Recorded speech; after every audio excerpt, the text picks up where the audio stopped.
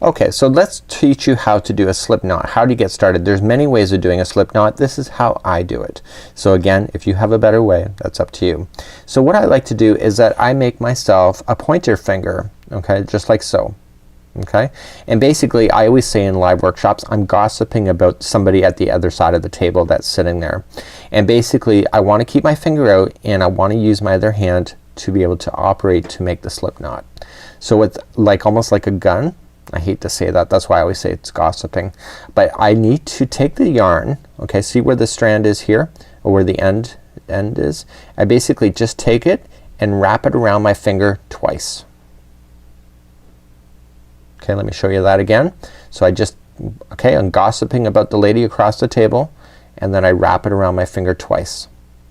So your straggler is right here. A straggler is, I call it as a loose end, and I want to take the rest of the 3 fingers and I want to pinch this string here and the string leading to the yarn ball and pinch it, and I still have my loaded gossip finger. Okay, so I take the back one, this is the back of my hand, this is the forward.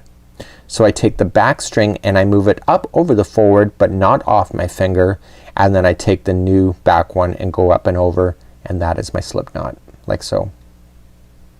Let me show you again. So really quickly, so I'm gossiping about the lady across the table, I'm wrapping my yarn twice, and then I'm gonna grab everything.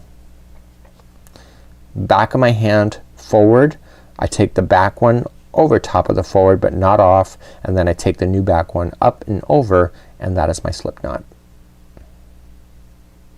And that's how you would do a slip knot to start. So going back to real time, I'm going to start a slip knot just like I've just shown you. Now once you have your slip knot, you can either just go off like this completely, but what I always do is that when you see me do it in tutorials, once I have the slip knot made on my hand, I just slip the hook in, drop my hand out, my finger out, and just pull on the string leading to the yarn ball, like so. Now you're not tying a boat. You're not tying down anything to the back of a truck or anything.